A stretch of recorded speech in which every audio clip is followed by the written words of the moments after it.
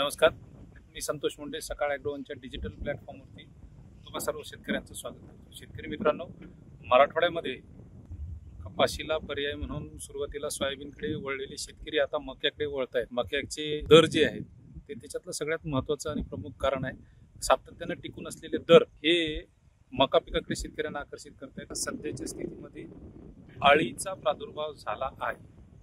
अळी ती नेमकी कोणती, लष्करी आहे, कोणती आहे, हे आपल्याला सगळं या निमित्तानं समजून घ्यायचं आहे. त्या निमित्ताचा हा प्रपंच आहे. माझ्यासोबत डॉक्टर SP पवार सर आहेत. मक्याचे क्षेत्र एका बाजूने वाढत आहे आणि दुसऱ्या बाजूने निसर्गाच्या संकटामध्ये मका पीक हे पाहता की लागवड होऊन 13 ते 15 दिवस झालेले आहेत.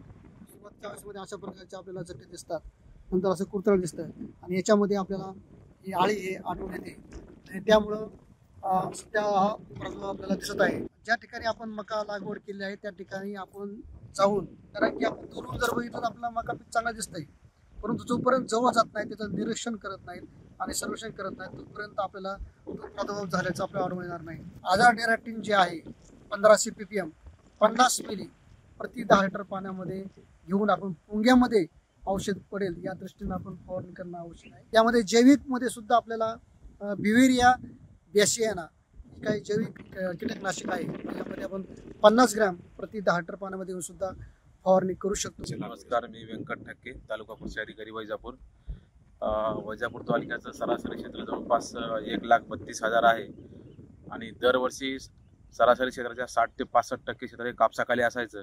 पण यावर्षी कापसाचं क्षेत्र कमी होऊन 70% क्षेत्र जवळपास मक्याखाली आलेलं आहे आणि मक्याचं क्षेत्र एकीकडे वाढत असतानाच आम्ही जेव्हा प्रक्षेत्र भेटी करतोय तर त्यावेळी असं निदर्शनास येत आहे की बाबा लष्करी अळीचा प्रादुर्भाव पहिल्यापासून आहे.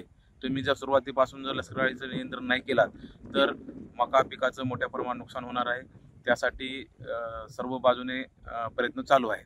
तर शेतकरी मित्रांनो, तुमच्या लक्षात आलं असेल, मकाचं क्षेत्र एकीकडे तुम्ही वाढवत असताना त्या मकावरचे नैसर्गिक संकट जे ते पण वाढताना आपल्याला दिसत आहेत. त्या संकटांना नियंत्रित करण्यासाठी डॉक्टर पवार सरांनी ज्या सुचवलेल्या उपाययोजना आहेत त्या आपण प्राधान्याने त्याच्याकडे लक्ष दिलं पाहिजे. सोबतच क्षेत्रवाढीचा जो विषय आहे जो मी सुरुवातीला तुम्हाला सांगितला होता त्याच्याविषयी पण थोडीशी चर्चा तालुका कृषी अधिकारी डॉक्टर व्यंकट ठक्के साहेबांनी आपल्याला केलेली आहे. त्याच्यामुळं क्षेत्र वाढतंय ही आनंदाची गोष्ट आहे. शेतकऱ्यांना परवडणारं पीक म्हणून शेतकरी त्याच्याकडे बघतोय.